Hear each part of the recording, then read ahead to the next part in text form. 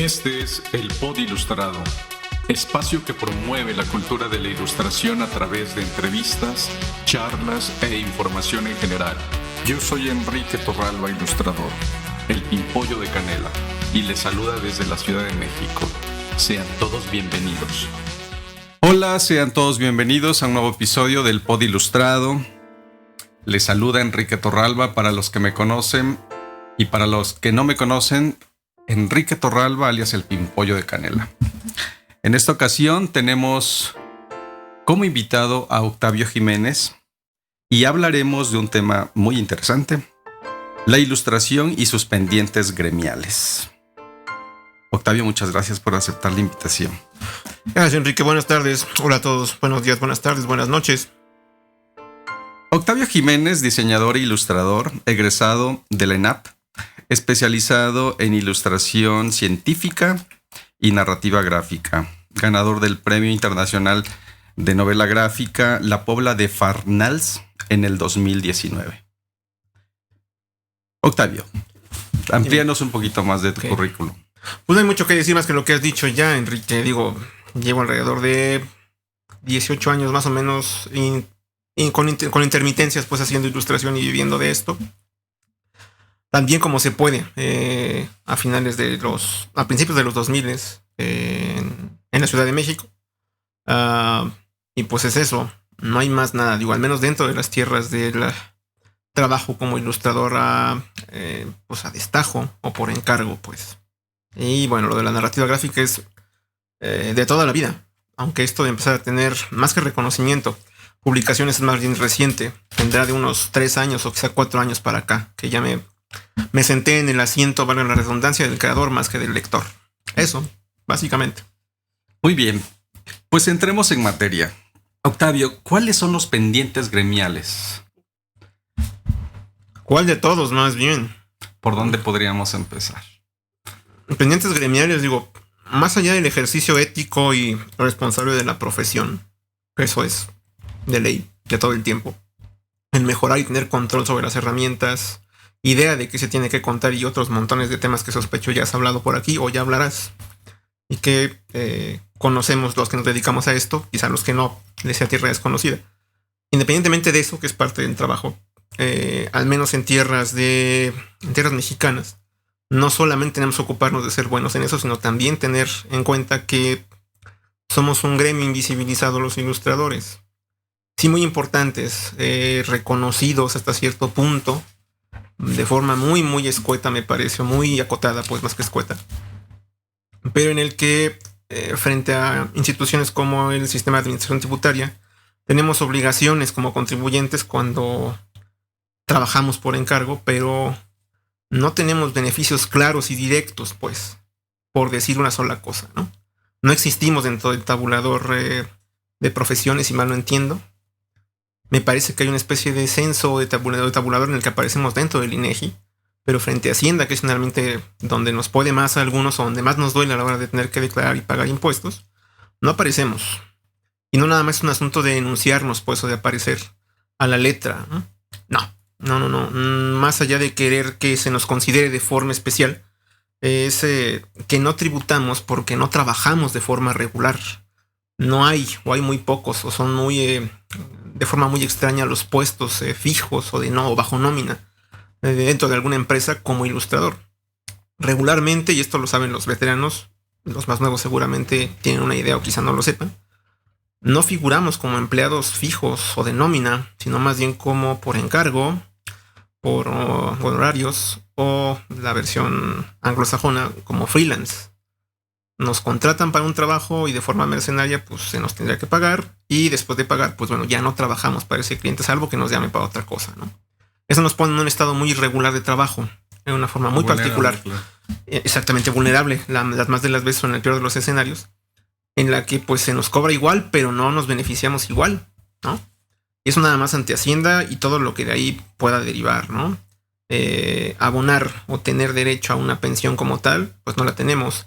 Tener derecho a tributar de forma diferente, a lo mejor no cada mes, a lo mejor cada 6 meses o cada que se trabaja y nada más. O bajo otros formatos. Exactamente. También. que podrían Claro. ser posibles. La cosa es que esto que estamos aquí platicando con Enrique es algo que solamente existe en palabras. No hay una ley. Y lo acabo de ver hace un par de días, un seminario que busca identificar qué sujetos de derechos dentro de la comunidad artística tienen exactamente eso, derechos. Pueden ejercer derechos y también en algún momento pues otro tipo de obligaciones. No hay nada escrito. Estamos en 2020 en México y no hay nada escrito, no hay una legislación que nos lleve a, les repito, no a tener beneficios más allá de los de cualquier otro trabajador de la cultura o de la medicina o de la arquitectura o del derecho, yo no lo sé, en otros oficios, sino simplemente no hay nada escrito. O si está escrito, no está esa ley o estos tratados internacionales instrumentados a la ley mexicana, ¿no? Están en palabras y sí, están muy padres, pues, pero no hay nada instrumentado a la ley mexicana todavía. No hay esa discusión mínima, como les decía hace un momento, de qué profesiones, qué artistas o qué autores o qué creadores tienen derecho de una ley que todavía no está instrumentada y que todavía falta discutirla aún todavía. Claro. Y sin embargo, esto en paralelo sucede y se refleja también en otras profesiones, porque no solamente aplica a nuestro gremio. Por supuesto, estamos invisibilizados en la palabra escrita, pero también es verdad que la misma situación corre en otros gremios. Hay algunos que sí están incluidos, sobre todo los artistas plásticos, los fotógrafos. Yo preferiría no hablar de lo que no conozco. Te diría más bien que donde quiera hay agujeros. Te diría más bien que al menos cierto, y esa hay también una discusión que aún falta por darse. Y que se tiene que dar entre nosotros mismos. Los artistas de primera y sí artistas de segunda. No es lo mismo, yo lo que en algún momento discutimos, que a cantantes como Calle 13 le paguen un lanal por venir a presentarse en el Zócalo capitalino y le paguen casi por adelantado y lo traten como rockstar. No sé si se lo merezca o no, eso no es mi asunto ni lo estamos discutiendo ahora. Pero a gente con un cartel no tan grande le estén chiquiteando pagos, lo tengan a vuelta y vuelta metiendo dobles facturas, que le acabe pagando una empresa que no tiene nada que ver con el gobierno federal o con la Secretaría de Cultura o con quien lo contrate. Le pagan por terceros, tercerizando el trabajo, pues, o de forma outsourcing. Ahorita que está muy de moda la palabra. No, y es que finalmente el botón de muestra brinca por un lado el modelo del artista, le dicen estos genios de la contabilidad y de los negocios. Apliquemos modelo de artista, ¿no? ¿Cómo es eso? Pues pagarle por terceros, pues, para desenternarnos de derechos y obligaciones a la hora de pagar de forma directa o de contratar de forma directa. Claro, y los que se ahorran los impuestos y todo son ellos. Pues en este caso las instituciones de gobierno, pues. Eso por un lado, esa sería una manera de verlo. La que nos han dicho, al menos dentro de Movimiento No Vivimos del Aplauso, estoy hablando desde ahí, es tanta la burocracia que se necesita para contratar de forma regular elencos. Contratar talleristas, contratar o pagarle adecuadamente a presentadores o a gente que va a dar talleres o exposiciones que se valen de este tipo de herramientas creativísimas, pues, pero súper buenas para la administración pública, pero súper malas y ya muy naturalizadas dentro de los diferentes sectores de creadores, pues, ¿no? Cosa que, al menos desde lo que ha pasado aquí en Ciudad de México con el movimiento No Vivimos del Aplauso de nuevo, ya quedó visibilizado. Al menos a nivel Ciudad de México ya se dijo que no se va a pagar ya por terceros, concretamente con Viajes Premier, que era el que se encargaba de pagar o de repartir el recurso, que así le dicen. Ya no va a ser un proveedor. Probablemente nada más es una fachada para cambiarle de nombre y poner a otro, o probablemente esperemos que se hagan las cosas bien. O que sea verdad y que efectivamente claro, ya se pague y se contrate directamente desde Secretaría de Cultura del Distrito Federal, que lo ideal sería que también fuera Secretaría de Cultura Federal, pero eso puede tardar un poquito más.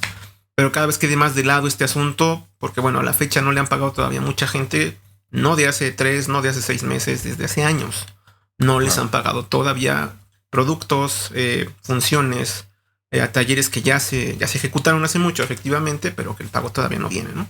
Entonces, bueno, ¿De cuánto tiempo estamos hablando exactamente lo más crítico en relación a la falta de pagos? Que yo sepa, 1 año al menos. Es lo más... Digo, no sé todos los casos, digo. Okay. Se ha hecho un censo y se está buscando actualizar cada vez más ese censo dentro de No Vivimos del Aplauso. Y todos los gremios han respondido en ese sentido de brindar la información que se necesita para hacer ese censo. Todos los gremios no lo sé, pero quien se aparece en el chat de WhatsApp de No Vivimos del Aplauso, la entrada es quién te debe, desde cuánto te debe, cuánto te debe. Okay. Y qué fue lo que hiciste, pues, o cuál fue el servicio que proveíste para que te pagaran. Es como lo mínimo que se pide, pues, para tenerte capturado dentro de este censo. Más que por oficios o por gremios, es más bien hasta por estados. Okay. Hay estados que no están dando señales de vida, hay estados donde muchos, sobre todo Puebla, Guerrero, Michoacán, mucho por el Bajío, están apareciendo compañías de las que yo no tenía noticia, pues. Muchos son gente de teatro, alguno que otro tallerista al que le deben también dinero, sobre todo aquí en Ciudad de México, pero en los estados siguen siendo pocos y ese también es un gran reto más bien de cómo, ya no digamos organizar. La propia gente de los estados tiene que organizarse, si les puede esto en realidad o no. Claro. Más bien tener a la mano la información de cada estado, ¿no? Sí, y contribuir también a descentralizar como la fuerza de impulsar y que sea esto y que venga desde la Ciudad de México. Pues digo, es la idea también, pero bueno, es otro de los retos, como dices tú, respecto al título de este podcast, los retos de gremio, ¿no? Yo ya no me estoy entendiendo solo como ilustrador, sino como algo mucho más grande, pues. Sí, no, completamente de acuerdo. Esto va mucho más allá. No solamente es buscar que se resuelvan las cosas pendientes dentro del gremio de los ilustradores, sino que permitan bien al resto de los gremios, finalmente nos beneficia colectivamente. Pues tendría que ser, la cosa es que es eso, de ausencias o de qué le falta al gremio. Si podemos volver a leer el título, ¿no lo recuerdo? Sí, los pendientes gremiales. Los pendientes gremiales. Bueno, es que son muchos. Podemos empezar. Sí. Por eso, o sea, teníamos que empezar por algún lado. Empezamos muy bien porque justo lo que nos diste fue una luz. O sea, porque finalmente estamos hablando de que dentro del mismo gremio carece de de mucho feedback entre nosotros mismos. No conocemos realmente la situación en la que estamos. Entonces siempre es muy bueno que personas como tú, Octavio, que te has dedicado pues a darle seguimiento a todo este tipo de iniciativas, pues lo compartas en este momento, en este espacio. Pero regresando un poquito a los pendientes, pues es que efectivamente tenemos muchísimos. Empezando desde la misma forma como nos tenemos que ver nosotros mismos, cómo tenemos que impulsar nuestras profesiones, desde el mismo hecho de resignificar la misma palabra de la profesionalización, hasta el tema de cómo te tienes tú que parar ante el cliente. Todo eso habla también del mismo empoderamiento profesional que necesitamos tener los ilustradores. Y algo que es súper importante y básico es que no podemos trabajar aislados, que tenemos que hacer comunidad también con otros gremios que están quizá en la misma o en peor situación. Sí, no. Digo, los pendientes, bueno, los que desde el principio eran los pendientes hacia adentro, pues, claro, el propio oficio. Eso no lo vamos a mencionar ahora. Hacia afuera, insisto, cómo estamos trabajando. Más allá de la lista de agravios, pues, que aquí podemos pasarnos toda la tarde hablando de... Y no va por ahí. No me pagó, claro, me quedaron a deber tanta lana, estos mierdas de aquella editorial, aquellos de aquella productora. Digo, más allá de la lista de agravios, que eso es lo que he intentado trascender, pues, en las reuniones de No Vivimos del aplauso. Y en general también dentro de otras asociaciones y grupos que me conocen y a las que participo y soy parte. Se trata de tener clara una lista de necesidades y de modificaciones que son necesarias. Necesidades, por un lado, como decíamos, visibilización. Una tasa más que una tasa, una figura frente a Hacienda diferenciada. Claro. Ajustada quizá a lo que podemos hacer y pagar. Eso por un lado. Sí, una denominación clara de lo que somos. De lo que somos. Frente a Secretaría de Salud, que es también lo que se ha dicho. Digo, igual no la tenemos tan difícil nosotros. Algunos dicen tenemos ya un seguro que ya no es seguro popular y que nos cubrirá más. Pero aún así me parece que tenemos necesidades muy específicas. A lo mejor no se nota tanto, yo creo que sí. Pero los problemas en ojo, espalda y de forma estructural en el cuerpo humano de un ilustrador requiere cierto grado de atención y de cuidado, ¿no? Ya no hablemos de bailarines. Un bailarín, como un ejecutante de lo que hacemos, te lesionas un brazo o una pierna y tienes que salir en la banca. Y la carrera de los bailarines es muchísimo más corta. Exactamente. O sea, estamos hablando de un tiempo efectivo de el periodo en el que tú inicias, desarrollas tu carrera y si logras el éxito, pues dura 10, 15 años a lo mucho y después te conviertes quizá en un maestro. Si bien te va. Pero párale de contar porque no es tan sencillo. Digo, no, exactamente. Y hablando de calidad de vida, digo, va a llegar un punto en el que como ilustradores no vamos a rendir si no hay ahorros detrás, ¿no? Si no hay esta idea del Estado o del contrato social, pues, que uno finalmente delega decisiones, pero pensando en un Estado aliado, en un Estado protector, pues, tenemos que tener un sistema de seguridad social que no fuera, ya no digamos ineficiente, pues, sino que finalmente tener, por ejemplo, una cirugía de muñeca y una convalecencia de 6 meses no significa la ruina. Claro. de nadie, ¿no? Y hablando un poquito como de esta parte de lo que también muchos han expuesto como una necesidad, desde su punto de vista consideran que tendría que ser también por ahí el tema de las pensiones. Yo tengo mis dudas al respecto. No sé si las condiciones socioeconómicas del país realmente dan para imaginar que un sistema de pensiones pueda ser altamente efectivo en las condiciones como las que está el país, ¿no? En las que está el país. ¿Por qué? Porque hay cada vez menos jóvenes que aportan, precisamente por la misma situación de que el tema del outsourcing ha venido un poquito a debilitar esa parte. Si es una fortaleza, o sea, los que van a sostener las pensiones de los viejos son finalmente pues el rendimiento de los mismos jóvenes. Pero si estos están expuestos, bueno, pues entonces es una cadenita ahí de errores que no ha contemplado y no ha considerado el mismo gobierno. Sin ser especialista, pero escuchando y leyendo a quienes sí lo son, digo, claro, con ese tema de las pensiones, yo estaría a favor de que ya saliéramos de este esquema de que este sistema de pensiones lo manejaran privados. Nunca estuve a favor hace más de 25 años cuando se echó adelante esto, y ahora finalmente se está viendo, no sé si de manera enfática y enérgica o de manera muy tímida, no lo sé todavía, el volver a un sistema, si no igual que estaba antes, no definitivamente como está ahora, porque efectivamente es un seguir caminando hacia el vacío. Bueno, y el tema de las Afores, que es un modelo copiado de los chilenos, está teniendo también sus problemas. Ya están echándolo para atrás en aquellos países hasta donde están regresando por alguna razón. Podemos ver que no está funcionando, que se está volviendo justamente lo que te estoy diciendo, un caminar hacia el vacío. Un caminar hacia el vacío, y que en algún momento ese vacío nos va a alcanzar. O sea, tenemos que buscar alternativas más inteligentes y que sí sean realistas, porque de pronto es un poquito pensar, bueno, nos acomodamos a un modelo, a una fórmula que alguien desarrolló, pero ¿cómo sabes si ese modelo realmente puede ser aplicable a tu país? Porque son otras circunstancias económicas, es muy diferente. Claro, por supuesto, digo, lo que se está buscando es, te digo, no está en la excepción de no pagar impuestos, pero sí tener beneficios, no. Creo que ninguno de los compañeros que estén involucrados en esto está buscando ese tipo de beneficio. Digo, y esto nada más es una muestra, pues, un detalle, ¿no? Tener un beneficio de ese tipo sin que haya una aportación, ¿no? Yo claro que estoy de acuerdo en aportar mis pesos o mi peso de cada 10 que pueda ganar. Claro. Pero la cosa es eso. Si no me estás pagando de forma regular, me estás pagando de esta forma diferenciada, o más que diferenciada, como si fuera otro tipo de proveedor, que eso es algo terrible, pues se nos ve a los creadores como proveedores, ¿no? Estamos también en ese asunto de que se nos vea como lo que somos, o creadores, o artistas, o autores, o veto a saber, trabajador del arte y de la cultura, pero no como un proveedor.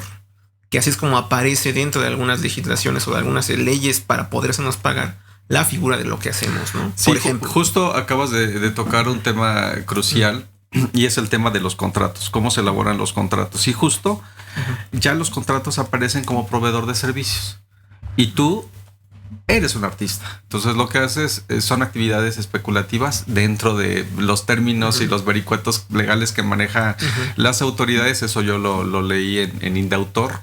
No sé si el término es el más apropiado, pero justo es algo que me llama mucho la atención. Los contratos ahora aparecen como proveedor de servicios y evidentemente no lo somos. Porque nos obliga a hacer cosas ya por el mismo hecho del término, a ejecutar, sobre todo, porque tú sabes que tenemos una facultad como autores, el poder de cobrar por derechos de autor y tener tu importe y tu total tal cual, pero si tu contrato dice proveedor de servicios, automáticamente te tienen que aplicar el desglose del IVA. Exactamente. Aquí convendría mucho, y ¿sabes qué? Valdría mucho la pena que invitaras a Arturo Sastre Blanco.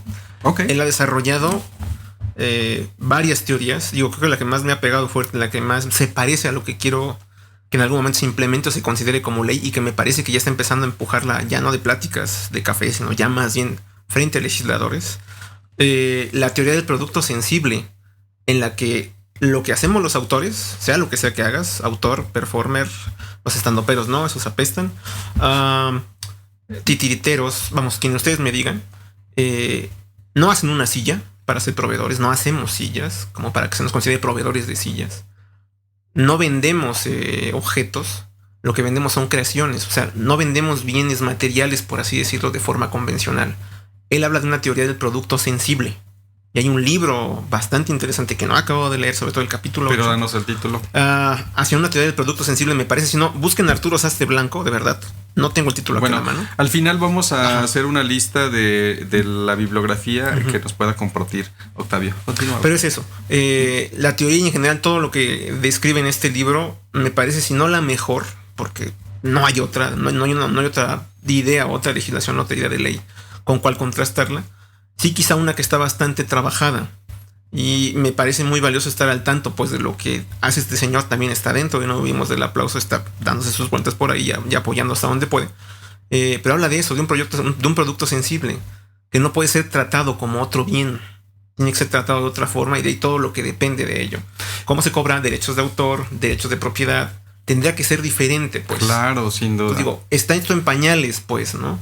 Valdría mucho la pena también ver, déjame acabar de pasar la idea, ver cómo se trata a los autores en otros países sin que sea la panacea, concretamente en Francia, concretamente en muchas partes de Europa, pues, donde la figura del autor tiene otro peso y aún así también tienen sus flecos, ¿no? Basta ver el asunto que pasó apenas en la ciudad de la historieta en Angoulême con la huelga de autores, los autores de cómic, ¿no? Aquí muchos creíamos que estaba súper bien todo allá y resulta que no. Resulta que se nos están queriendo... ¿Se pueden decir groserías aquí? Sí, claro. Las que tú quieras. Como costeño, perfecto. Se nos están queriendo chingar más bien con regalías las sociedades de gestión de derechos. Que aquí también hay un par, pues. Pero parece que están funcionando de una manera muy gandalla por allá. Y también la propia ley estatal, no recuerdo bien tal cual, pues, pero la está impulsando el gobierno de Francia, de este nuevo de Macron, de este nuevo presidente, en la que literalmente le están extendiendo la edad de retiro. Y también les están quitando más lana. Entonces, bueno, una protesta de autores en mitad de uno de los festivales de narrativa gráfica más grande de Europa. Sí, que estaban vacíos. Haciéndosela de pedo. Sí, claro. Y la rechifla a este cabrón del presidente, ¿no? De que cómo se los quería chingar por ahí. Digo, no sé finalmente si parará en algo más, porque no nada más están poniendo al brinco los autores de cómic de allá, sino también muchos gremios. Se está volviendo como un estado de huelga general que no está haciendo como mucho ruido por acá ahora, me parece, con todo esto del coronavirus. Pero en realidad... Una manifestación de ese vuelo en ese país es una cosa que debe considerarse y que no se puede tomar a la ligera. Pero bueno, eso allá. Acá somos otra cosa. Estamos, me parece, no atrás. Ni siquiera estamos empezando a caminar hacia allá. Pues apenas me parece. Yo lo que quiero destacar de este nuevo gobierno, que sé que se ha equivocado, que se va a seguir equivocando. Al menos lo que dice Arturo Sastre en todo este tiempo que lleva generando estas leyes y estas ideas, o estos proyectos de ley, perdón, nunca se había conseguido tanto como hasta ahora. El podernos sentar a discutir con la Secretaría de Cultura, con gente de las comisiones de cultura dentro de la Cámara de Diputados, gente con carácter resolutivo, pues, no se había podido conseguir al menos este grado de atención que se ha conseguido ahora. Que de eso derive a que haya una ley o leyes es otro asunto, ¿no? Pero por lo menos la atención la tenemos y hasta donde se deja ver ahora, sin que esto sea una esperanza que yo esté aplaudiendo y por la que esté echando cohetes, no parece ser una simulación. Ni parece que estén haciendo esto para conseguir votos en el futuro. O eso es lo que me parece a mí.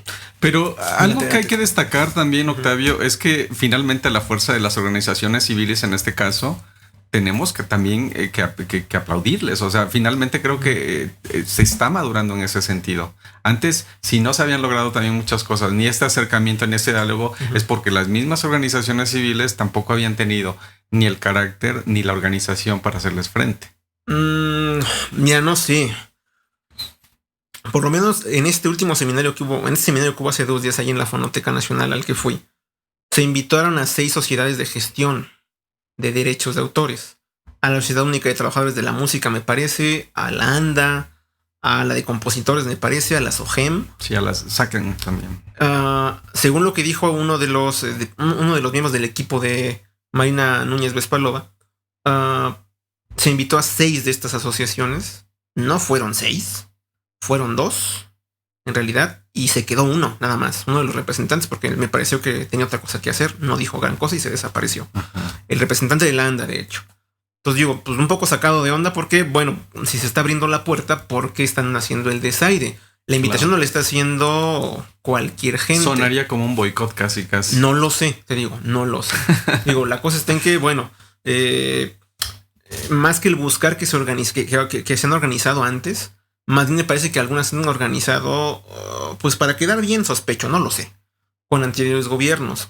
de colores priistas y de colores panistas. Si es que algo se hizo. Pero estamos hablando justo de una organización civil mucho más apartidista, mucho más consciente de su situación. Evidentemente, organizaciones civiles siempre ha habido. Claro. Pero en los últimos años sí ha crecido muchísimo la fuerza de las organizaciones apartidistas, las organizaciones netamente civiles que no tienen y que no persiguen un interés o tener algún coto de poder por ahí político que les beneficie directamente. No lo sé. Sí, también no. Es nada más estoy hablando de forma un tanto cuanto especulativa, pero yo también agradezco muchísimo que todo esto que se ha estado haciendo, pues finalmente me queda claro que va a tener sus resultados. Pues se verá, dicen, en el futuro. Me decía alguien de los que estuvo dentro de este seminario. Me gustaría vivir lo suficiente como para ver resultados. Yo quiero ser bien optimista. Quiero decir que sí, que nos tocará ver. Si me equivoco, bueno, será el desengaño y la decepción o el ser pesimista una vez, ¿no? Pero bueno, la cosa es que confío que veremos algún resultado o algún, ¿cómo decirlo? Un primer paso, unos primeros pasos de camino a esta nueva idea de cómo tratar o cómo ver a los autores, ¿no? Pero bueno, más para decir con esto de las necesidades del gremio.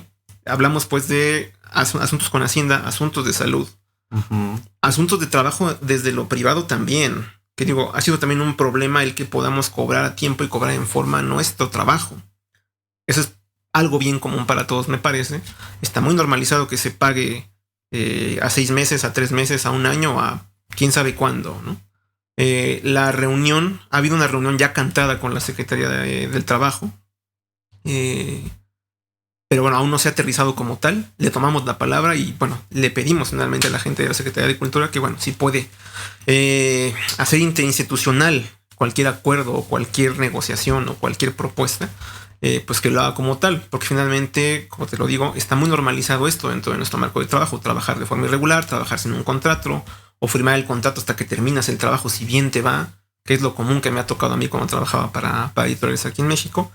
Y que finalmente... ¿Trabajar sin contrato? Trabajar sin contrato. ¿Con editoriales? Ajá, hasta el final del trabajo te podían entregar un contrato si bien te iba. Terrible, como tal. Y eso debe ser, te digo, la normalidad para muchos compañeros. Por eso dejé de trabajar en México, si eso no fue gratis, pues, ¿no? La cosa está en que para muchos está normalizadísimo esto, ¿no? O que ni siquiera hay un contrato como tal, ¿no? Donde no hay ninguna obligación, ya no digamos adelanto o pruebas pagadas, que eso para algunos es como, hola, señor exquisite, ¿no? No. Tendría que ser así. Si te piden una prueba, tienen que pagártela. Por si no te la pagan, pues no trabajas y punto, ¿no? Aquí también habla mucho, ya hacia el interior, digo, hablando de este mínimo de razón, de necesidades de gremio hacia afuera. Hacia adentro también hay que formar y cerrar las filas. No puedes llegar a una negociación, si es que hay una negociación con un cliente, de rodillas, agradeciéndole que te dejen o que te den trabajo, ¿no? O sea, difícilmente van a tomarte en serio como un profesional si haces eso. Por mi primer publicación, señor editor, hago lo que usted me diga. Casi. Es terrible que llegues así. Sea que acabas de terminar la carrera, sea que tengas poca experiencia, eso no justifica que trabajes gratis. Y es una idea que también está muy normalizada dentro de tanto como nuevos valores, Bacardí, como viejos y gente muy veterana dentro del negocio, ¿no? Asusta ver a gente que es de mi generación, que yo no soy tan viejo, pero tampoco soy precisamente joven, que tienen muy normalizado el trabajar gratis. Entonces eso hacia adentro ya no puede ser y tiene que cambiar como tal. Pues tiene muchísimo que ver también con el cómo te asumes como artista, como artesano o como profesional. Entonces sí me parece que el trato empieza de cómo te tratas a ti mismo y cómo te proyectas ante tu entorno, ante tu medio, hasta con tus mismos colegas, cómo te paras, para que te traten como te traten. De alguna manera, las condiciones ya están dadas y estamos muy normalizados, como tú dices, de aceptar las cosas. Y si a eso lo llevamos a otros terrenos, bueno, hay tantas cosas terribles que no deberían de ser normales. Claro. Pero bueno, estamos justo hablando de que es el momento en que se tienen que hacer los cambios y que para eso tiene que haber un compromiso de cada uno de nosotros para hacerlo. Nadie lo va a hacer por nosotros. No, nadie. Definitivamente no. Pero bueno, continúo. Tú dime. Adelante. Respecto a estas, ¿cómo pararte enfrente del cliente? Digo, antes siquiera, insisto, de considerar trabajar para alguien, yo le llamo que te va aventando finalmente el cliente muchas señales, muchas alertas amarillas, rojas, anaranjadas o negras. Entonces digo, una amarilla fácil, una fácil de identificar es cuando un cliente simplemente ya pasamos por el asunto de que no firmas un contrato. Eso ya es que no te dan un contrato a revisar. Y es una señal anaranjada de que no es un cliente para ti. Hay muchas señales que te avienta el cliente donde te va diciendo no trabajes con este cliente. De ahí, no hay adelantos, te pide pruebas gratis, sabe que tienes un portafolio y aún así decides hacer esa prueba. Esa es una alerta anaranjada también, ¿no? Y dos naranjadas hacen una roja, pues. Roja para decir no trabajes con ese cliente. Insisto, el llegar con un cliente nuevo, por más hambreado que esté uno, llegar en desventaja hace que llegues en desventaja y todo el trabajo te la pases en desventaja. En ese punto, cuando alguien te pide hacer el trabajo o gratis o con un presupuesto no claro, o cuando lo acabes, sabemos cuánto te vamos a pagar, pero tú ya chingale, empiézale. Da lo mismo si no lo haces en ese punto, porque no sabes si vas a ganar nada, a que no lo hagas, porque no vas a ganar nada si no lo haces, efectivamente, ¿no? Pero también si lo haces sin ninguna certeza de cómo van a ir las cosas, bueno, te estás poniendo el pie tú solo como tal. Entonces, bueno, necesidades del gremio, insisto, entra este otro apartado, por así decirlo, ¿no? Si un cliente te está lanzando señales de que no trabajes con él, no trabajes con ese cliente, ¿no? Digo, sé que cada quien tiene diferente tipo de necesidades y definitivamente yo nunca les diría a ustedes no trabajen como tal. Yo no lo haría, pero entiendo que algunos decidan tomar trabajos terriblemente, con una cantidad de señales de que no deberías de tomarlos, pues. No lo juzgo, pero yo no lo aliento. No pues. lo promueves. No lo promuevo. Sí, no son acciones que promoveríamos nadie de los que estamos y que tenemos ya tiempo trabajando, porque nos las hemos visto negras y me parece que siempre vivimos en algún momento experiencias de este tipo. No quisiéramos que las vivieran, pero también son decisiones personales. El pagar derecho de piso a veces te lleva a tomar malas decisiones, pero también podría ser una forma de aprender de forma mala, de forma equivocada. Ni siquiera podría decir si es de forma mala. Es lo que sucede, es lo que se presenta, son tus decisiones, pero finalmente de eso se trata, de que también si recibes estas opiniones de nosotros, pues van con el mejor propósito. Y este es un asunto, bueno, este último asunto respecto a tarifas y tabuladores, que sigue siendo también como el gran tema, al menos dentro de estas reuniones que ha habido con Secretaría de Cultura. Me he dado cuenta que es un tema común, no nada más para el gremio de ilustradores, para varios gremios. Claro. Digo, para algunos se hace mucho más fácil poder cotizar la producción de una obra de teatro, el montaje de una coreografía, el total de una temporada de funciones de titiriteros. Tendrán sus facilidades y sus complicaciones. Al menos dentro de la Asociación Mexicana de Ilustradores, a la que también pertenezco aún hoy, se han hecho ejercicios de cómo encontrar esto, un tabulador por el estilo, o algo por el estilo, pues. Es difícil que te tomen en serio si no llegas, me parece, con datos sólidos o datos duros de quién hace, cuánto hace, por cuánto hace tal o cual cosa. No es una tarea sencilla, no lo ha sido hasta ahora, pero por cómo está el escenario hoy día con estas posibilidades que me parece que son históricas, sin ponerme a exagerar, es importante llegar con esos datos, no solo con un tabulador de cuánto cobramos por dentro de esta asociación o dentro de este lado de la gente que hace ilustración, para tal soporte, para tal medio, para tal necesidad. También es importante llegar ahí con cuántos somos, qué hacemos, cómo lo hacemos, una encuesta básica. Digo, al menos dentro de No Vivimos del Aplauso ya empezamos a trabajar. Al menos yo ya puse un par de ideas en papel y por escrito, pues, de cómo hacer un diagnóstico, una encuesta de diagnóstico mínimo, pues, que se parece mucho a la que en algún día también propuse en la Asociación Mexicana de Ilustradores, con miras a esto, que sabía que podía pasar, o que podía haber un cambio de gobierno, pero que era necesario tener esa información a la mano, pues.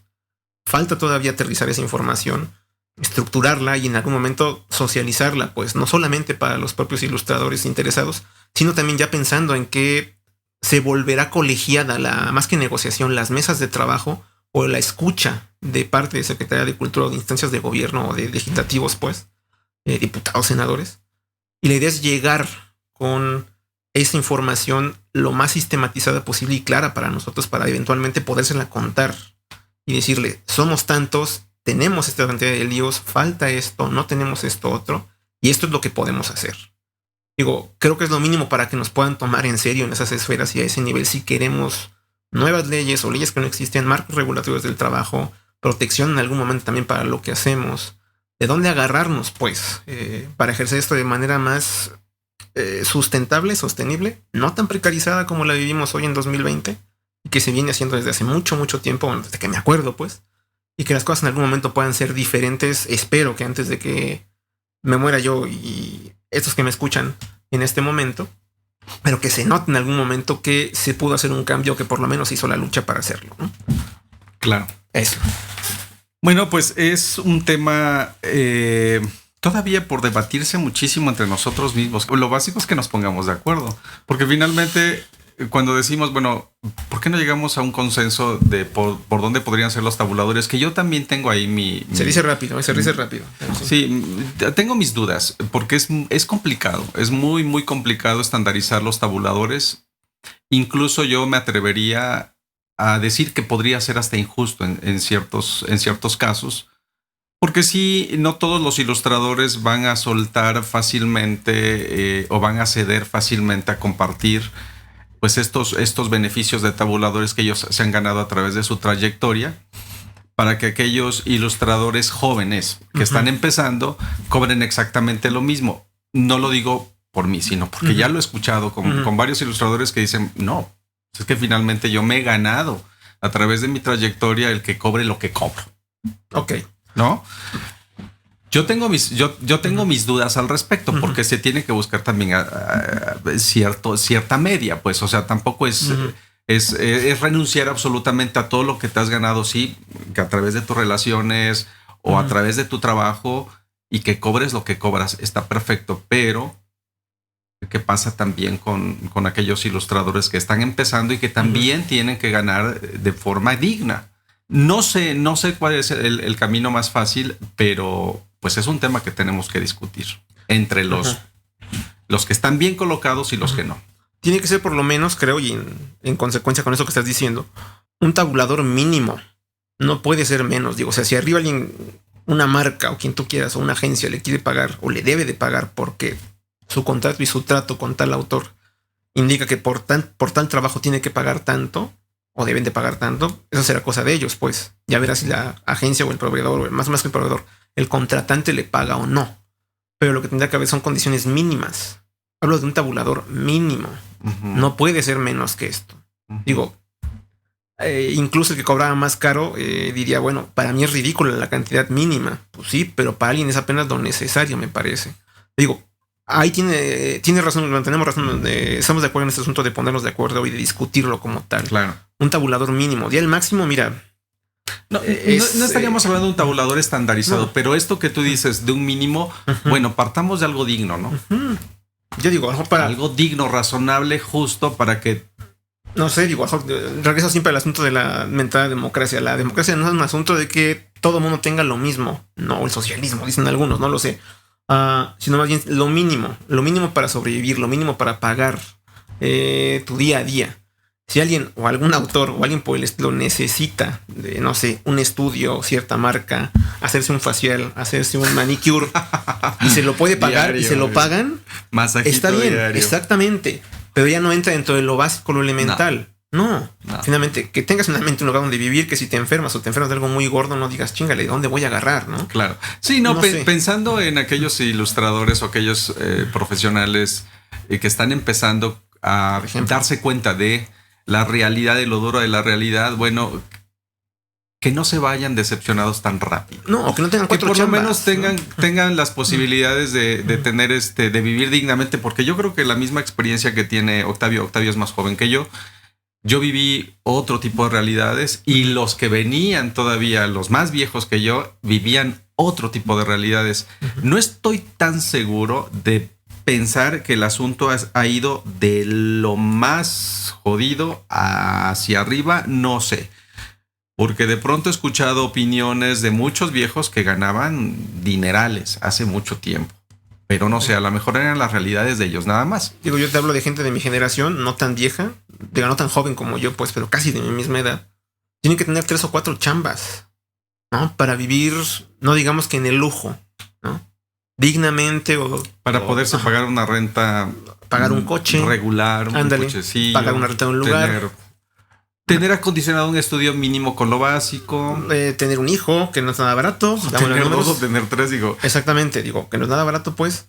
Pero es que ya no puedo tener un hijo porque ya no me alcanza. No, digo, es la realidad de muchos, aunque lo digas de broma, lo es. Pero en realidad tienen que ser 3-4 chambas, ¿no? O 3-4 entradas, más o menos regulares o irregulares, ¿no? Claro. Y andar todo el día en esto, pues, todo el día y todos los días. Taloneándole durísimo. Y eso tampoco es calidad de vida, compañeros. Aunque a lo mejor tengan 4 o 5 cuentas que les estén pagando, pues tienes que estar trabajando para ellos todo el tiempo. Y bueno, a lo mejor a ustedes no les pesa todavía el asunto del descanso, que eso vendrá después, pero tiene que ver con el trabajo. Pero en algún momento puede llegar uno a quemarse, como dicen, y sucede. Ya no hacen las cosas como antes ni al principio, ni ves esto de la misma forma. Estás cansado creativamente y físicamente. Exactamente. Eso te va a pasar factura tarde que temprano. Entonces digo, regresando pues al principio de este punto. Es importante llegar con datos y con cifras, con propuestas sobre todo. Les digo, más allá del reclamo, justo o injusto, si va a una reunión o no con Secretaría de Cultura o con Secretaría de Hacienda o con secretarios, pues, o con comisiones, que puedan hacer vinculantes estos encuentros, pues, ¿a qué me refiero con vinculantes?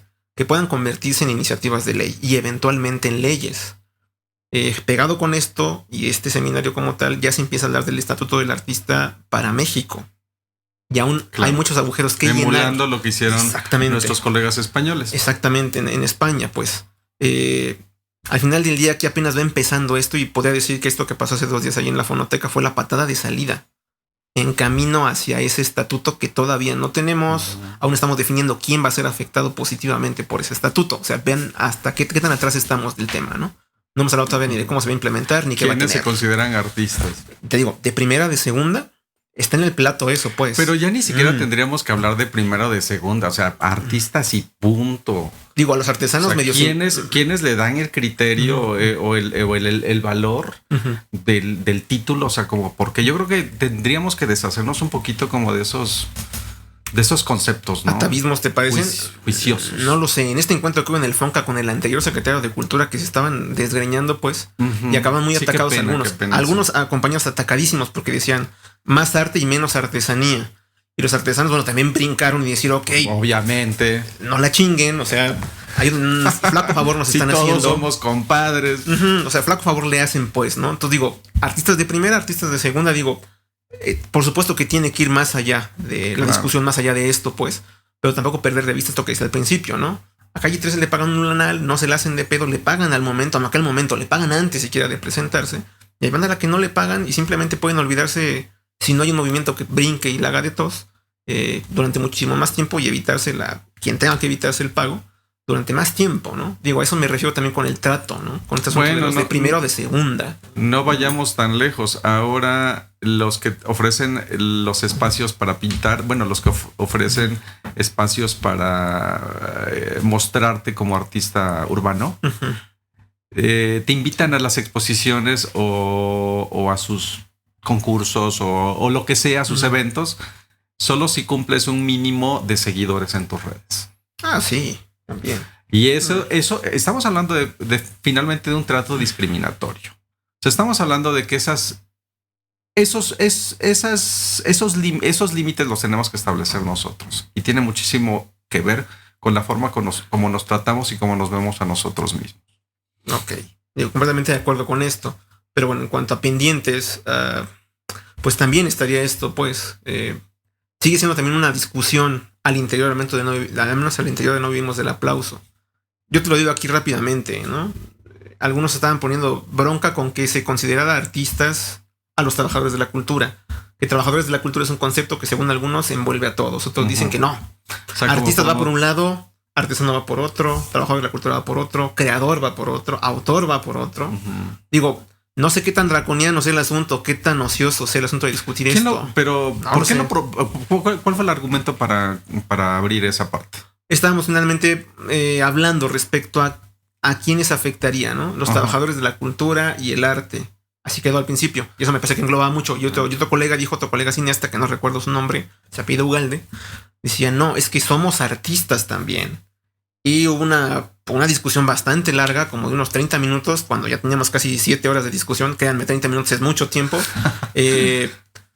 en el que pues ya estábamos un poco fritos todos, pues, pero tenía razón hasta cierto punto. Y también yo voté en contra de que apareciera la palabra artista.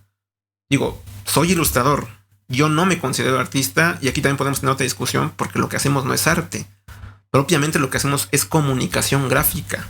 Uh-huh. Tenemos que atinar a un concepto y a una imagen o a un producto visual, si quieren verlo así, que tiene que manifestar algo muy claro y muy entendible. Un mensaje. Somos comunicadores gráficos, o así me he asumido yo como ilustrador. No, y es correcto lo que no somos artistas, que nos valgamos de técnicas y materiales que usan artistas y que tengan cierta factura artística. Y que ellos usen también los recursos que usamos nosotros, no los hace ilustradores. Exactamente. Digo, no es el tema de este podcast, me parece. Pero en ese momento yo dije, voto en contra de que aparezca artista. Yo no me considero artista, en todo caso me considero o productor gráfico, y ya para atinar con lo que estaba haciendo No Vivimos del Aplauso, como trabajador de la cultura y el arte. Punto. No tengo ninguna bronca con que se me considere trabajador. O tan sencillo como ilustrador y punto. Pues sí, pero en este momento estábamos buscando englobar pues a titiriteros, a gente de teatro, a bailarines. Sí, términos más genéricos, ¿no? Exactamente, ¿no? Entonces digo, la discusión, les digo, después de 6 horas de discusión, y esta es la parte complicada, les advierto desde ahora, hay que poner de acuerdo a muchos caracteres. A muchos egos que están luego unos muy inflados, otros muy abajo, que me parece que tendrían que estar más inflados. Y que les digo, después de 6-7 horas de discusión, tú dices, puta, ya pon lo que quieras, ¿no? O no, espérate, no se puede ir este documento así, porque al final del día esto lo va a recibir alguna autoridad. E insisto, aquí tiene que ver mucho también el cómo van a percibirnos o qué tan en serio pueden tomar a un grupo de gente, que si es solo una bola de gente desorganizada, o si en realidad hay gente que se está tomando esto muy en serio, se lo toma tan en serio que cada palabra cuenta, ¿no? Entonces, bueno, hubo que bajarle más que al ego, a la desesperación en ese momento, de decir, respiremos y redactemos esto de la mejor forma, ¿no? Lo bueno es que después de la tempestad viene la calma. Pues sí. Sí, regularmente. O sea, es inevitable la discusión, es inevitable caer. O sea, se tiene que hacer en algún momento. Pero por supuesto. Si no, ¿para dónde vamos, pues, no? Y creo que nos ha hecho falta seriedad entre los ilustradores, justo de enfrentarnos en ese sentido. Nosotros, entre nosotros. Porque le rehuimos mucho a esa parte. Vivimos tan de forma individualista que de pronto el sacar este tema, la gente se queda sin argumentos. Y no se queda sin argumentos no porque no tenga nada que decir, sino porque estamos muy desacostumbrados a hacerlo. A debatir estos temas que son súper importantes y básicos. Ahí te va. Perdón, ¿te haces tu idea? Ya. Ahí te va, digo, justo esto que decías. Digo, hacia el interior también nosotros de los... asuntos pendientes de gremio, o más que asuntos pendientes, lastres que cargamos. El trabajo de por sí tiene sus complicaciones como tal, como les decía antes. Hacia el interior de los ejecutantes, para algunos es de lo más normal o más normalizado el aislamiento como tal. Ya de por sí es aislado el trabajo y puede ser más aislante todavía. Entonces digo, no puede seguir siendo si queremos que en algún momento las cosas sean distintas. Definitivamente, para ponernos de acuerdo con alguien, puede ayudar mucho la charla por el chat. Pero bueno, nada como el encontrarse con alguien, aunque sea de forma remota. Agradezco mucho que haya en este momento de vida Google Talk o Zoom o herramientas de charla a distancia. Pero sí es bien necesario que se discutan estas cosas. Digo, es una cosa que tenía muy presente cuando venía para acá, ¿no? Si los ilustradores no empezamos a hablar entre nosotros acerca de la precarización del trabajo, las formas de trabajo, los pagos y la manera en la que nos relacionamos entre nosotros y con los clientes, nuestro trabajo se va a volver cada vez más insostenible de lo que ya es en este momento, en 2020. No hay mañana, pues digo, puede que alguno tenga a lo mejor la herencia de la abuelita o de la tía que se le murió y pueda aguantar algún tiempo más. Puede que alguno esté dobleteando chamba y pueda llevársela hace un buen tiempo, pero no son sostenibles esos métodos, compañeros. Ni siquiera son métodos, pues. No habrá futuro para nadie. Digo, puede que algunos aguanten más, puede que algunos aguantemos mucho menos, o que ni siquiera estemos al tanto de esto, ¿no? Pero no hay futuro posible haciendo ilustración en este país si no nos empezamos a organizar. Y para eso tenemos que encontrarnos las caras y muy probablemente tengamos desencuentros, diferencias, malas jetas, por supuesto. Pero algo bueno puede salir de esto como tal. Y es algo que, como bien dices, y te lo vengo diciendo desde hace mucho tiempo, hemos dejado pendientes esas discusiones. Claro. Que son bien necesarias, pues. Y muy pronto tendrán que darse. Pero bueno, continúa. No, y se pueden dar en cualquier espacio. Digo, compartimos el mismo lugar. Tavi y yo somos parte también de la Asociación Mexicana de Ilustradores. Hay muchas cosas que se tienen que hacer. Y puede ser ahí, pero también pueden ser en otros lados. Lo importante es que nos podamos poner de acuerdo entre nosotros mismos para identificar esos sobre todo identificar, organizarnos, porque tenemos que hacer fuerza entre nosotros. Ahorita tú eres de los muy pocos que andan realmente metidos en estos asuntos, prácticamente el único, hay que reconocerlo. No me quiero poner mamón, pero antes que no he visto a nadie más, ¿eh? No, es verdad. Y es una de las razones por las que te he invitado justo a charlar. Me parecía importante que estuvieras presente y que platicaras de estos temas. Da para muchísimo. La verdad es que podemos llevarnos una o un par de horas más todavía platicando. Pero sin duda buscaremos algún otro pretexto y algún otro momento para abordar del mismo. Si tienes algún otro punto por ahí que te parezca importante abordar, y si no, podríamos ir un poquito como cerrando algún asunto como para ir concluyendo, Octavio. Pues, básicamente, lo que hice hace rato, para recapitular, es importante pues que los nuevos, tanto como los viejos como los nuevos ejecutantes de la ilustración o de casi cualquier actividad creativa, se sienten entre ustedes a hacer un verdadero análisis de su actividad creativa, para que este análisis desarrolle esto precisamente: qué sí hay, qué no hay, qué ni siquiera conocen o ni siquiera se tiene idea de qué, de cómo funcione, dentro y hacia afuera de su propia profesión. Al menos dentro de la ilustración, digo, ya he mencionado aquí en este rato varias discusiones pendientes, pues, claro, que no se han dado y que en algún momento tendrán que darse si queremos que haya futuro. Como bien dices, estoy involucrado con esto yo solo, pero no me veo yo solo decidiendo nada. No va a tener ninguna representatividad, claro, ¿no?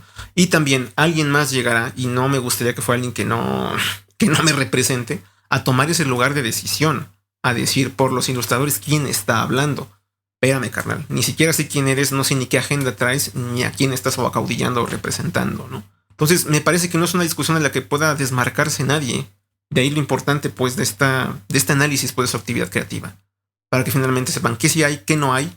Y que finalmente, pues, no se llegue con un mínimo de datos o de información que no conocemos algunos quizá, o que no conocen las propias autoridades, que es lo importante de todo esto. Porque tengo noticias, no tienen ni idea de cómo está el desmadre dentro de cada gremio, dentro de cada sector. Y por lo menos están siendo necesariamente no humildes, abiertos para escuchar de, bueno, a ver, ¿a quién vamos a escuchar, no? ¿Quién va a representar qué? ¿Quién está hablando por qué oficio, por qué sector? Y es ahí donde esa discusión, les repito, no puedo darla yo solo. Yo no tengo más representatividad más allá de la mía. Y si alguien más, insisto, no toma las riendas o no llega con un consenso importante, no hablo de miles, no hablo de cientos de gente, hablo de unos cuantos ilustradores diciendo somos esto y necesitamos esto, se me hace como la mínima representatividad que puede tener esto para que se nos tome más o menos en serio. Y eso es lo que puedo decirles hoy. Con esto cerramos. Muchísimas gracias. Pues gracias a todos por escucharnos. La verdad es que la charla, gracias Octavio, verdaderamente a mí me encantó muchísimo platicar contigo y creo que tendremos que buscar otra oportunidad para seguir abordando este tema. Ojalá y que en la siguiente ocasión tengamos como noticias más, pues, más gratificantes, ¿no? Del entorno. A lo mejor no sabemos cuánto tiempo vaya a durar el pod ilustrado, pero de momento les agradecemos a todos que nos hayan escuchado. Te agradezco muchísimo, te reitero mis agradecimientos, Octavio. Y antes de que te vayas, por favor, compártenos, pues, tus redes, dónde te buscan, dónde te contactan.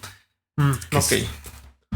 En este punto, digo, las más importantes, uso Facebook, uso Instagram, @Mercado Negro Comics, mi proyecto de editorial o mi proyecto editorial como autor de cómic.